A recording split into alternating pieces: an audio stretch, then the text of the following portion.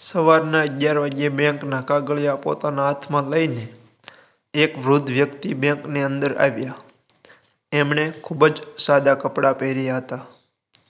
એટલે અંદર આવતા જ ત્યાં હાજર રહેલા તમામ ગ્રાહકો અને બેંકના કર્મચારીઓ તેમને વિચિત્ર નજરેથી જોવા લાગ્યા. એ વૃદ્ધ વ્યક્તિનું નામ ચીમનભાઈ હતું. એમના એક હાથમાં લાકડી હતી અને બીજા હાથમાં બેંકના કાગળ હતા. ચીમનભાઈ ધીમે ધીમે બેંકના કાઉન્ટર તરફ જવા લાગ્યા, જ્યાં એક મહિલા ગ્રાહકોને મદદ કરવા માટે બેઠી હતી. એ મહિલાનું નામ રીટા હતું. ચીમનભાઈ ધીમે ધીમે રીટા પાસે ગયા. એ સમયે બેંકની અંદર હાજર રહેલા દરેક વ્યક્તિ ચીમનભાઈ તરફ જોઈ રહ્યા હતા. ચીમનભાઈએ રીટા પાસે જઈને ખૂબ જ નમ્રતાપૂર્વક કહ્યું, "મેડમ, મારા એકાઉન્ટમાં થોડીક પ્રોબ્લેમ છે, એટલે તમે થોડીક તપાસ કરો ને." આવું કહીને તેમણે પોતાની પાસે રાખેલા બધા જ કાગળો રીટાને આપ્યા. ત્યારે રીટાએ ચીમનભાઈ તરફ જોયું અને એમને જજ કરવા લાગી. એમણે ખૂબ જ સાદા કપડાં પહેર્યા હતા. તેઓ ગામડાના અને અભણ હોય એવા લાગી રહ્યા હતા. ચીમનભાઈને જોઈને રીટાને આશ્ચર્ય થયું, એટલે એમના કાગળો જોયા વગર જ કહેવા લાગી કે, "દાદા, તમે ખોટી બેંકમાં આવ્યા લાગો છો, કેમ કે મને એવું નથી લાગતું કે આ બેંકમાં તમારું ખાતું હશે." એટલે ચીમનભાઈ બોલ્યા, "દીકરી, તું એકવાર જોઈ લે, કદાચ મારું ખાતું આ બેંકમાં જ છે." ત્યારબાદ કાગળ હાથમાં લઈને રીટા બોલી કે, "દાદા, મારે ઘણું કામ છે, થોડો સમય લાગશે, એટલે તમારે થોડીક રાહ જોવી પડશે." એવું કહીને રીટા અને બેંકના અન્ય કર્મચારીઓ પોતાના કામમાં વ્યસ્ત થઈ ગયા અને ચીમનભાઈ ત્યાં ને ત્યાં ઊભા રહીને રાહ જોવા લાગ્યા. થોડી વાર પછી એમણે ફરી કહ્યું, "દીકરી, તું તારા કામમાં વ્યસ્ત હોય અને હજી વધારે સમય લાગે એમ હોય તો મેનેજરને ફોન કર. મારે એમનું પણ થોડું કામ છે." એટલે રીટાએ બેંકના મેનેજરની કેબિનમાં ફોન કર્યો અને ફોન પર મેનેજરને એવું કહ્યું કે, "સર, એક વૃદ્ધ વ્યક્તિ તમને મળવા માંગે છે, તો હું એમને તમારી પાસે મોકલું કે નહીં?" એટલે મેનેજર પોતાની કેબિનમાંથી ચીમનભાઈ તરફ જોવા લાગ્યા અને પૂછ્યું કે, "એ વ્યક્તિ આપણી બેંકના ગ્રાહક છે કે કોઈ ટાઈમપાસ કરવા આવ્યા છે?" એટલે રીટાએ જવાબ આપ્યો કે, "સર, મને તો કંઈ ખબર નથી, પરંતુ એ તમને મળવાની વાત કરી રહ્યા છે." એટલે મેનેજરે કહ્યું કે, "મારી પાસે આવા લોકોને મળવા માટે સમય નથી હોતો, એટલે તું એમને વેઇટિંગ એરિયામાં બેસવાનું કહી દે. થોડા સમય પછી તેઓ જાતે જ અહીંથી જતા રહેશે." ત્યારબાદ રીટાએ મેનેજરની વાત માની લીધી અને ચીમનભાઈને કહ્યું કે, "દાદા, તમે ત્યાં વેઇટિંગ એરિયામાં બેસો. થોડા સમય પછી મેનેજર સાહેબ ફ્રી થઈ જશે, ત્યારે તમે એમને મળી શકશો." એટલે ચીમનભાઈ ધીમે ધીમે વેઇટિંગ એરિયા તરફ આગળ વધ્યા અને ખૂણામાં રાખેલી ખુરશી પર બેસી ગયા. બેંકની અંદર હાજર રહેલા બધા જ લોકો હજુ પણ ચીમનભાઈ તરફ જોઈ રહ્યા હતા, કેમ કે આ બેંકમાં શ્રીમંત અને સૂટ પહેરનાર લોકો જ આવતા હતા. આવી પરિસ્થિતિમાં સામાન્ય કપડામાં આવેલા ચીમનભાઈ બધાના આકર્ષણનું કેન્દ્ર બન્યા હતા. લોકો એમના વિશે અલગ અલગ પ્રકારની વાતો કરતા હતા. કેટલાક લોકો એમને ભિખારી સમજી રહ્યા હતા, તો કેટલાક લોકો એવું કહેતા કે શું આવા લોકોનું પણ આ બેંકમાં ખાતું હશે? વેઇટિંગ એરિયામાં બેસેલા ચીમનભાઈ પણ આ બધી વાતો સાંભળી રહ્યા હતા, પરંતુ એમણે કોઈ પણ વાત ઉપર ધ્યાન દીધું નહીં અને તેઓ પોતાનો વારો આવે તેની રાહ જોવા લાગ્યા. ત્યારે જ બેંકનો એક કર્મચારી, જેનું નામ સાકેત હતું અને નાની એવી પોસ્ટ ઉપર કાર્યરત હતો, એ કંઈક કામથી બહાર ગયો હતો અને બહારથી બેંકમાં આવ્યો. એ જ્યારે અંદર આવ્યો તો તેણે જોયું કે બેંકમાં હાજર રહેલ દરેક વ્યક્તિનું ધ્યાન ચીમનભાઈ તરફ હતું અને તે લોકો તેમના વિશે ખરાબ વાત કરી રહ્યા હતા. એટલે એને ખૂબ જ દુઃખ થયું, કેમ કે બધા જ લોકો એમને ભિખારી કહીને સંબોધી રહ્યા હતા. પછી એ તરત જ ચિમનભાઈ પાસે આવ્યો અને આદરપૂર્વક કહ્યું કે દાદા, તમે અહીં કેમ આવ્યા છો? તમારે શું કામ હતું? ત્યારે ચિમનભાઈએ શાંત સ્વરમાં જવાબ આપ્યો કે દીકરા, મારે મેનેજરને મળવું છે. મારે એમની સાથે અમુક અગત્યની વાત કરવી છે. એટલે સાંકેત બોલ્યો, ઠીક છે દાદા, તમે થોડીવાર અહીંયા બેસીને રાહ જુઓ. હું મેનેજર સાથે વાત કરીને હમણાં જ આવું છું. ત્યારબાદ સાંકેત સીધો જ મેનેજરની કેબિનમાં ગયો અને એવું કહ્યું કે સર, પેલા વૃદ્ધ દાદા વેઇટિંગ એરિયામાં બેઠા છે અને બધા જ લોકો એમના વિશે ખરાબ વાતો કરી રહ્યા છે. પરંતુ મને તો એવું લાગે છે કે આપણે એમની મદદ કરવી જોઈએ. સાંકેતની વાત સાંભળીને મેનેજરે જવાબ આપ્યો કે હું જાણું છું અને મેં જ એમને ત્યાં બેસવાનું કહ્યું હતું. અને આમ પણ એ કોઈ ખાસ વ્યક્તિ નથી કે એમને હું મારી કેબિનમાં બોલાવું. તું અત્યારે તારું કામ પૂરું કર. એટલે મેનેજરની વાત સાંભળીને સાંકેત પોતાના કામમાં લાગી ગયો. થોડીવાર વેઇટિંગ એરિયામાં બેઠા પછી ચિમનભાઈએ જોયું કે ઘણો સમય વીતી ગયો હતો. લગભગ 1 કલાક સુધી ધીરજ રાખ્યા પછી તેઓ પોતાની જગ્યાએથી ઊભા થયા અને મેનેજરની કેબિન તરફ જવા લાગ્યા. ત્યારે મેનેજરે જોયું કે તે વૃદ્ધ વ્યક્તિ મારી કેબિન તરફ આવી રહ્યો છે. એટલે તરત જ પોતાની કેબિનમાંથી બહાર આવ્યો અને એ માણસ એટલે કે ચિમનભાઈ સામે આવીને ઊભો રહી ગયો અને કહેવા લાગ્યો કે બોલો દાદા, તમારે શું કામ છે? ત્યારે ચિમનભાઈએ ખૂબ જ નમ્રતાથી પોતાના બેંકના કાગળ બતાવ્યા અને એવું કહ્યું કે દીકરા, આ મારા ખાતાની વિગત છે. મારા ખાતામાંથી કોઈ પણ પ્રકારના વ્યવહાર નથી થઈ રહ્યા. એટલે મહેરબાની કરીને તમે મારા એકાઉન્ટની તપાસ કરો અને મને જણાવો કે મારા ખાતામાં શું સમસ્યા છે. એટલે મેનેજરે થોડીવાર વિચાર કર્યો અને પછી જવાબ આપ્યો કે દાદા, તમારા ખાતામાં પૈસા ન હોય તો જ આવું થાય. મને તો એવું લાગે છે કે તમે તમારા ખાતામાં પૈસા જ નહીં રાખ્યા હોય, એટલે જ તમારો વ્યવહાર બંધ થઈ ગયો હશે. એટલે ચિમનભાઈએ શાંત સ્વરમાં કહ્યું કે દીકરા, પહેલાં એકવાર મારું એકાઉન્ટ ચેક તો કરી લો, ત્યાર પછી મને કહેજો. તમે એકાઉન્ટ જોયા વગર આવું કેવી રીતે કહી શકો છો? આવું સાંભળીને મેનેજર હસવા લાગ્યો અને બોલવા લાગ્યો કે દાદા, આ તો મારો વર્ષોનો અનુભવ છે અને આમ પણ તમારા જેવા લોકોને જોઈને હું અંદાજ લગાવી શકું છું કે કોણ કેટલા પૈસા જમા કરાવી શકે છે. મને તો તમારા ખાતામાં કંઈ હોય એવું નથી લાગતું.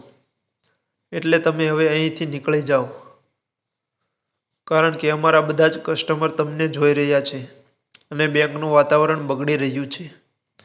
એટલે ચિમનભાઈએ કાગળ મેનેજરના ટેબલ પર મૂક્યા અને એવું કહ્યું કે ઠીક છે દીકરા, હું તો અત્યારે નીકળી જઈશ, પરંતુ આ કાગળમાં જે માહિતી લખી છે એ એકવાર જોઈ લેજો. આટલું કહીને ચિમનભાઈ ત્યાંથી ચાલતા થયા અને દરવાજા પર પહોંચ્યા ત્યારે એમણે પાછા ફરીને એવું કહ્યું કે મેનેજર સાહેબ, મારી સાથે આવું ખરાબ વર્તન કરવાનું પરિણામ તમારે ભોગવવું પડશે. એટલું કહીને ચિમનભાઈ બેંકના મુખ્ય ગેટથી બહાર નીકળી ગયા અને ત્યાંથી ધીમે ધીમે પોતાની ગાડી તરફ ચાલવા લાગ્યા. તેમની આ વાત સાંભળીને મેનેજરને થોડીક બીક તો લાગી, પરંતુ પછી એણે એવું વિચાર્યું કે એ દાદા તો વૃદ્ધ છે, એટલે આવું બોલ્યા હશે અને આ ઉંમરે તેઓ શું કરી શકવાના છે. આવું વિચારીને મેનેજર પોતાના કામમાં લાગી ગયો. અહીં ટેબલ પર પડેલા કાગળ જેમાં એ વૃદ્ધ વ્યક્તિના બેંકની વિગત હતી, આ બધું સાંકેતના ધ્યાન પર આવ્યું અને સાંકેતે કાગળ ત્યાંથી લઈ લીધા. પછી તેણે એના કમ્પ્યુટરના સર્વરમાં લોગિન કરીને એ કાગળમાં આપેલ માહિતીના આધારે તપાસ કરવાનું શરૂ કર્યું. એણે ચિમનભાઈના અકાઉન્ટના જૂના રેકોર્ડની તપાસ કરી તો એ આશ્ચર્યચકિત રહી ગયો,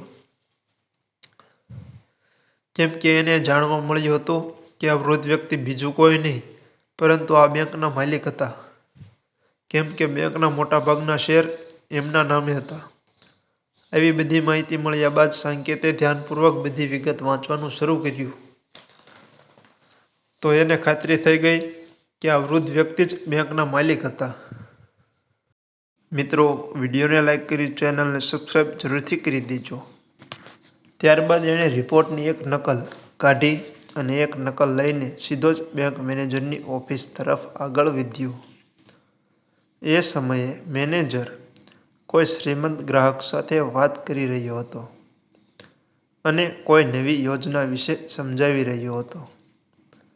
ત્યારે સાંકેત મેનેજરની ઓફિસમાં આવ્યો એટલે મેનેજરે ઈશારાથી પૂછ્યું કે તું કેમ આવ્યો છો? એટલે સાંકેતે ઈશારામાં કહ્યું કે આ રિપોર્ટ એ જ વૃદ્ધ વ્યક્તિનો છે જેને તમે અડધૂત કરીને અહીંથી કાઢી મૂક્યો હતો. સાંકેતે ખૂબ નમ્રતાથી કહ્યું કે સર, તમે એકવાર આ રિપોર્ટ જોશો તો સારું રહેશે. ત્યારબાદ મેનેજરે રિપોર્ટ પર એક નજર નાખી અને વધારે ધ્યાન આપ્યા વગર સાંકેતને પાછો આપી દીધો અને એવું કહ્યું કે સાંકેત, મારી પાસે આવા લોકો માટે સમય નથી હોતો અને આ રિપોર્ટ વાંચવામાં મને કોઈ રસ પણ નથી. ત્યારે સાંકેતે રિપોર્ટ પાછો લીધો અને પોતાનું કામ શરૂ કર્યું. હવે બેંકનું વાતાવરણ પણ સામાન્ય થઈ ગયું અને બધા જ લોકો પોતપોતાના કામમાં વ્યસ્ત થયા. ધીમે ધીમે સાંજ પડી અને દિવસ પૂરો થવા આવ્યો. બીજા દિવસે સવારે ચિમનભાઈ ફરીથી એ જ સમયે બેંકમાં આવ્યા. આજે એમની સાથે એક અન્ય વ્યક્તિ પણ હતો અને એ વ્યક્તિ સંપૂર્ણપણે સૂટ-બૂટમાં હતો. તેઓ બેંકમાં આવ્યા એટલે બધા જ લોકોની નજર એમના તરફ ગઈ. પછી ચિમનભાઈએ મેનેજરને ઈશારાથી પોતાની તરફ બોલાવ્યો એટલે મેનેજર ગભરાઈને પોતાની કેબિનમાંથી બહાર આવ્યો અને એમની સામે ઊભો રહી ગયો. ત્યારે ચિમનભાઈએ મેનેજરને એવું કહ્યું કે મેનેજર સાહેબ, મેં તમને કહ્યું હતું ને કે તમારા આવા વ્યવહારના લીધે તમને તકલીફ પડશે. ગઈકાલે તમે મારી સાથે જેવું વર્તન કર્યું હતું એવું વર્તન કોઈ પણ વ્યક્તિ માટે અસહ્ય હતું. એટલે હવે તમે તમારી સજા ભોગવવા માટે તૈયાર થઈ જાઓ. આવું સાંભળીને મેનેજર થોડો ગભરાઈ ગયો, પરંતુ એ વિચારવા લાગ્યો કે આખરે આ વૃદ્ધ વ્યક્તિ મને શું સજા આપવાના છે. પછી ચિમનભાઈ બોલ્યા કે મેનેજર સાહેબ, તમને આજથી આ બેંકના મેનેજરના પદ ઉપરથી હટાવવામાં આવ્યા છે અને તમારી જગ્યાએ આ જ બેંકમાં કામ કરી રહેલા સાંકેતને મેનેજર બનાવવામાં આવ્યો છે. એટલે હવે તમારે અહીંયા નોકરી કરવી હોય તો એક સામાન્ય કર્મચારી તરીકે કામ કરવું પડશે. આવું સાંભળીને મેનેજર સ્તબ્ધ રહી ગયો અને ગુસ્સો કરીને કહેવા લાગ્યો કે મને આવી રીતે મેનેજરના પદ ઉપરથી દૂર કરવાવાળા તમે કોણ છો? ત્યારે ચિમનભાઈએ શાંત સ્વરે જવાબ આપ્યો કે હું એક રીતે આ બેંકનો માલિક છું, કેમ કે આ બેંકના 60% શેર મારા નામે છે. એટલે કદાચ હું ઈચ્છું તો હું તમને હટાવી પણ શકું છું અને તમારી જગ્યાએ બીજાને બેસાડી પણ શકું છું. આવું સાંભળીને બેંકમાં હાજર રહેલા તમામ કર્મચારીઓ અને ગ્રાહકો કે જેઓ ગઈકાલે પણ બેંકમાં હાજર હતા અને આજે પણ હાજર હતા, તેઓ આશ્ચર્યચકિત થઈ ગયા અને બધાની આંખો ચિમનભાઈને જોઈ રહી હતી. ત્યાર પછી ચિમનભાઈની સાથે આવેલા વ્યક્તિએ એની બેગ ખોલી અને એમાંથી એક કાગળ કાઢ્યો. આ કાગળ સાંકેતના પ્રમોશનનો હતો, જેમાં એને બેંક મેનેજર બનાવવાનો ઓર્ડર લખવામાં આવ્યો હતો. ત્યારબાદ એ વ્યક્તિએ બીજો પત્ર કાઢ્યો અને મેનેજરને આપ્યો અને એવું કહ્યું કે આજથી તમારે બેંકના સામાન્ય કર્મચારી તરીકે કામ કરવું હોય તો કરી શકો છો, પરંતુ હવે આ બેંકના મેનેજરના પદ ઉપરથી તમને હટાવવામાં આવ્યા છે. આવું સાંભળીને મેનેજર ડરી ગયો અને એના શરીરે પરસેવો વળી ગયો. એટલે તરત જ ચિમનભાઈ પાસે માફી માંગવા લાગ્યો. પરંતુ ચિમનભાઈએ એવું કહ્યું કે મેનેજર સાહેબ, તમે શા માટે માફી માંગી રહ્યા છો? અને હું તમને શા માટે માફ કરું? તમે મારી સાથે જેવી રીતે ખરાબ વર્તન કર્યું હતું એ આ બેંકના નિયમ વિરુદ્ધ હતું. શું તમે ક્યારેય બેંકના નિયમો વાંચ્યા છે? આ બેંકનો એક નિયમ છે કે અહીંયા ગરીબ અને પૈસાદાર વચ્ચે કોઈ પણ પ્રકારનો ભેદભાવ રાખવામાં નહીં આવે. ચીમનભાઈએ આગળ કહ્યું કે આ બેંકની સ્થાપના મારા દ્વારા કરવામાં આવી હતી અને મેં તો પહેલાથી જ સ્પષ્ટતા કરી હતી કે આ બેંકમાં કોઈ પણ વ્યક્તિ સાથે ક્યારેય ભેદભાવ કરવામાં નહીં આવે. જો કોઈ કર્મચારી આવું કરશે તો એની સામે કડકમાં કડક કાર્યવાહી કરવામાં આવશે.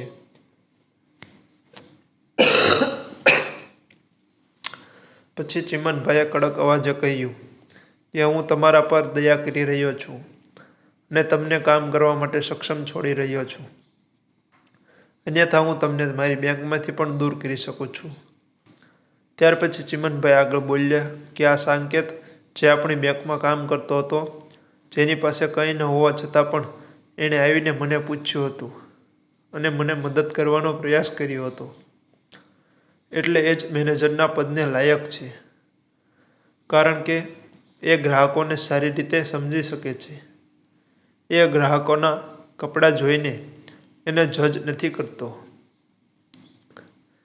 ત્યારબાદ ચીમનભાઈએ રીટાને બોલાવીને ઠપકો આપ્યો અને એવું કહ્યું કે જો હું અહીં આવ્યો ત્યારે તમે મને મદદ કરી દીધી હોત તો મારે મેનેજર પાસે જવાની ફરજ ન પડી હોત.